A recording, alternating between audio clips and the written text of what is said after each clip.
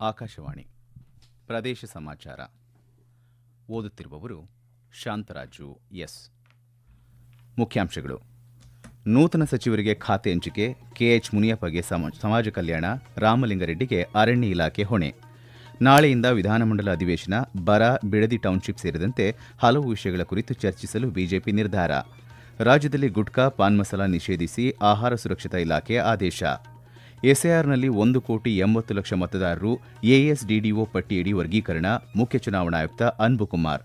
ಬೆಂಗಳೂರಿನಲ್ಲಿ Karnataka Israel cyber ಸಂವಾದ. ಭದ್ರತಾ ನಾವೀನ್ಯತೆ ಅಭಿವೃದ್ಧಿ ಸಂಶೋಧನೆ ಕುರಿತು ಚರ್ಚೆ. ಎರಡನೇ ಹಂತದ ಸಂಪುಟ ಪುನರ್ ರಚನೆಯಲ್ಲಿ ಮುಖ್ಯಮಂತ್ರಿ ಡಿಕೆ ಶಿವಕುಮಾರ್ ಸೇರಿದಂತೆ ನೂತನ ಸಚಿವರಿಗೆ ಖಾತೆ ಹಂಚಿಕೆ ಮಾಡಲಾಗಿದೆ. ಅಂತಿಮ ಪಟ್ಟಿಗೆ ರಾಜ್ಯಪಾಲರು ಅಂಕಿತ ಹಾಕಿದ್ದು, ಸರ್ಕಾರದ ಅಧಿಕೃತ ಗೆಜೆಟ್ ಅಧಿಸೂಚನೆ ಹೊರಡಿಸಲಾಗಿದೆ. ಇಬ್ಬರು ಸಚಿವರ ಖಾತೆಯಲ್ಲಿ ಬದಲಾವಣೆ ಮಾಡಲಾಗಿದೆ. ಕೆಎಚ್ ಮುನಿಯಪ್ಪ ಅವರಿಗೆ ಆಹಾರ ಸರಬರಾಜು ಇಲಾಖೆ ಬದಲಿಗೆ ಸಮಾಜ ಕಲ್ಯಾಣ ಇಲಾಖೆ ಜವಾಬ್ದಾರಿ ನೀಡಲಾಗಿದೆ. ಹಿರಿಯ ಸಚಿವ ರಾಮಲಿಂಗಾರೆಡ್ಡಿ ಅವರಿಗೆ ಜಲಸಂಪನ್ಮೂಲ ಖಾತೆಯ ಬದಲು ಅರಣ್ಯ ಖಾತೆ ನೀಡಲಾಗಿದೆ.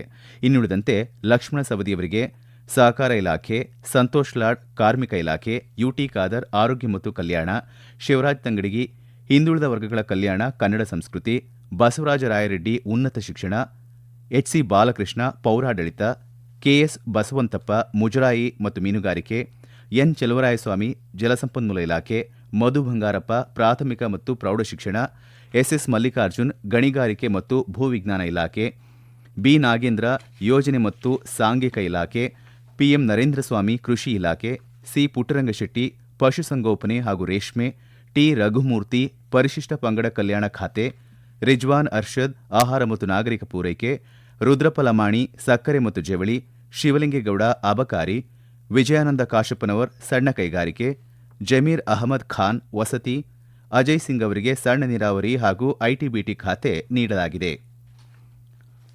ನಾಳೆಯಿಂದ 10 ದಿನಗಳ ಕಾಲ ವಿಧಾನಮಂಡಲದ ಅಧಿವೇಶನ ನಡೆಯಲಿದೆ. ಹಿರಿಯ ಶಾಸಕ ಹಾಗೂ ಮಾಜಿ ಸಚಿವ ಟಿಎಫ್ ಜಯಚಂದ್ರ ಹಂಗಾಮಿ ಅಧ್ಯಕ್ಷರಾಗಿ ಕಾರ್ಯನಿರ್ವಹಿಸಲಿದ್ದಾರೆ. ಅಧಿವೇಶನದ ಮೊದಲ ದಿನವಾದ ನಾಳೆ ಅಗಲಿದ ಗಣ್ಯರಿಗೆ ಸಂತಾಪ ಸೂಚಿಸಲು ನಿರ್ಧರಿಸಲಾಗಿದೆ. ಶುಕ್ರವಾರದಿಂದ ನಿಗದಿತ ವೇಳಾಪಟ್ಟಿಯಂತೆ ಕಲಾಪ ನಡೆಯಲಿದೆ.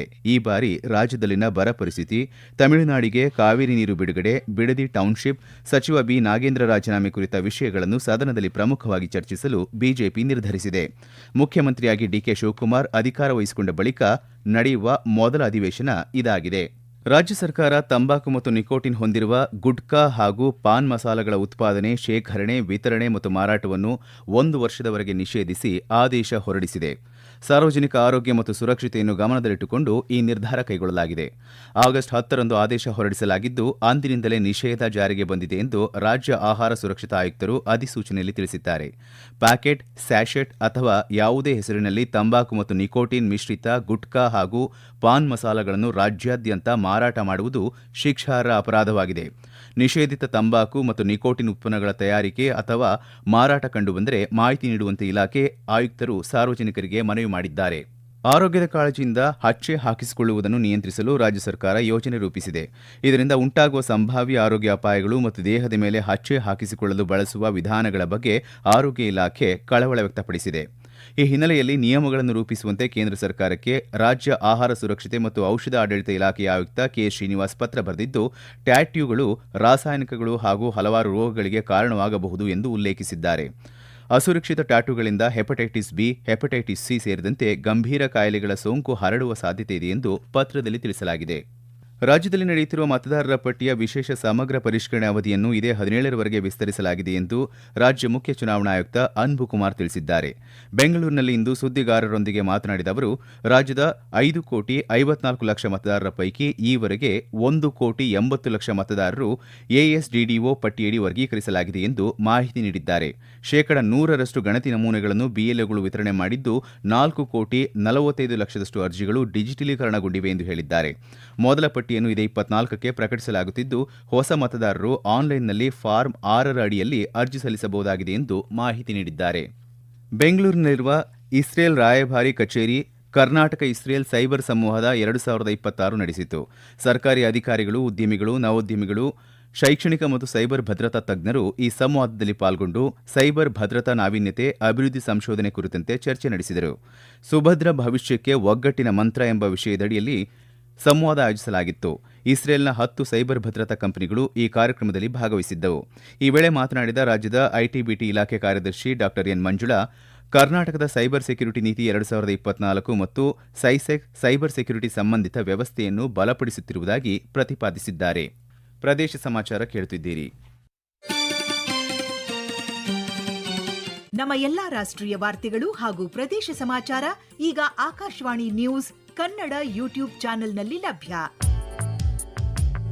ನಮ್ಮ ಎಕ್ಸ್ ಖಾತೆ ಮತ್ತು ಇನ್ಸ್ಟಾಗ್ರಾಂ ಖಾತೆ ಆಕಾಶವಾಣಿ ನ್ಯೂಸ್ ಕನ್ನಡ. ಹೆಚ್ಚಿನ ಮಾಹಿತಿಗಾಗಿ ನಮ್ಮ ಫೇಸ್ಬುಕ್ ಖಾತೆ AIR ಕನ್ನಡ ನ್ಯೂಸ್ ಅನುಸರಿಸಿ. ಮಾಹಿತಿಯ ಹೂರಣ ವಾರದ ಕಾರ್ಯಕ್ರಮ ಪ್ರಚಲಿತ ವಿದ್ಯಮಾನ ಪ್ರತಿ ಬುಧವಾರ 9:15ಕ್ಕೆ. ಕರ್ನಾಟಕದಿಂದ 26 ಟಿಎಂಸಿ ಕಾವೇರಿ ನೀರು ಬಿಡುಗಡೆ ಮಾಡಲು ನಿರ್ದೇಶನ ನೀಡುವಂತೆ ತಮಿಳುನಾಡು ಸಲ್ಲಿಸಿದ್ದ ಅರ್ಜಿಯ ವಿಚಾರಣೆಯನ್ನು ಸುಪ್ರೀಂ ಕೋರ್ಟ್ ಇದೇ 17ಕ್ಕೆ ಮುಂದೂಡಿದೆ. ನಾಳೆ ವಿಚಾರಣೆ ನಡೆಸಬೇಕಿದ್ದ ನ್ಯಾಯಮೂರ್ತಿ ವಿಕ್ರಮ್ನಾಥ್ ಆರೋಗ್ಯದ ಹಿನ್ನೆಲೆಯಲ್ಲಿ ಪ್ರಕರಣವನ್ನು ಮುಂದೂಡಲಾಗಿದೆ ಎಂದು ಮುಖ್ಯ ನ್ಯಾಯಮೂರ್ತಿ ಸೂರ್ಯಕಾಂತ್ ತಿಳಿಸಿದ್ದಾರೆ. ಇದೇ ವೇಳೆ ತಮಿಳುನಾಡು ರೈತರ ಅರ್ಜಿಯನ್ನು ಕೂಡ ಅಲ್ಲಿನ ಸರ್ಕಾರದ ಅರ್ಜಿಯೊಂದಿಗೆ ಸೇರಿಸಲು ಮುಖ್ಯ ನ್ಯಾಯಮೂರ್ತಿಗಳು ಒಪ್ಪಿಕೊಂಡಿದ್ದಾರೆ. ರಾಜ್ಯದ ವಿವಿಧೆಡೆ ಇಂದು ಹರ್ ಘರ್ ತಿರಂಗ ಅಭಿಯಾನ ನಡೆಯಿತು. ಗದಗ ಜಿಲ್ಲೆಯ ನರಗುಂದ ತಾಲೂಕಿನ ಚಿಕ್ಕ ನರಗುಂದ ಗ್ರಾಮದಲ್ಲಿ ಮಾಜಿ ಸಚಿವ ಹಾಗೂ ನರಗುಂದ ಶಾಸಕ ಸಿಸಿ ಪಾಟೀಲ್ ತಿರಂಗ ಯಾತ್ರೆಗೆ ಚಾಲನೆ ನೀಡಿದರು.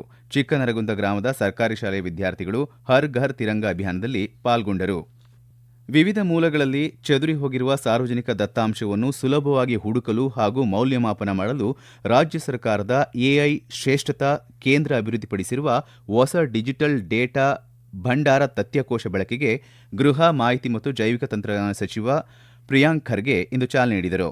ಈ ವೇಳೆ ಮಾತನಾಡಿದ ಅವರು, ತಥ್ಯಕೋಶ ಈ ದತ್ತಾಂಶ ಭಂಡಾರ ಒಂದೇ ವೇದಿಕೆಯಲ್ಲಿ ದತ್ತಾಂಶವನ್ನು ಸಮಗ್ರವಾಗಿ ಒದಗಿಸಲಿದೆ ಎಂದರು. 458 ವಿವಿಧ ದತ್ತಾಂಶ ಮೂಲಗಳಿಂದ 15 ಲಕ್ಷಕ್ಕೂ ಅಧಿಕ ಡೇಟಾ ಸೆಟ್ಗಳನ್ನು ಒಂದೇ ವೇದಿಕೆಯಲ್ಲಿ ಹುಡುಕಲು ತಥ್ಯಕೋಶ ಸಹಕಾರಿಯಾಗಲಿದೆ.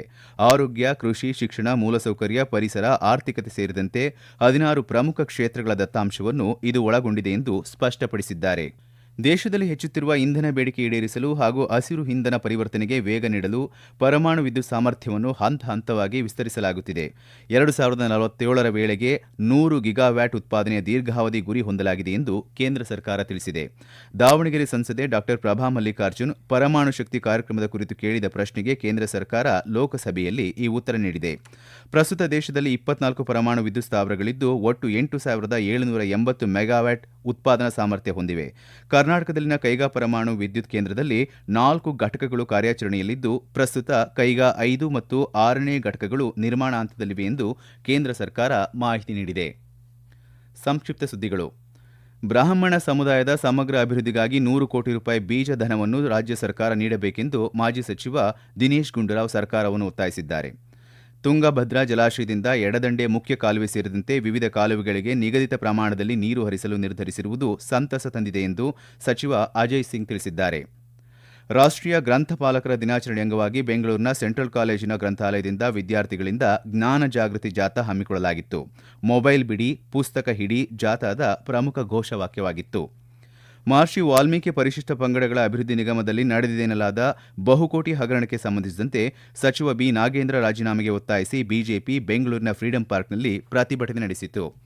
ಕೊನೆಯಲ್ಲಿ ಮತ್ತೊಮ್ಮೆ ಮುಖ್ಯಾಂಶಗಳು.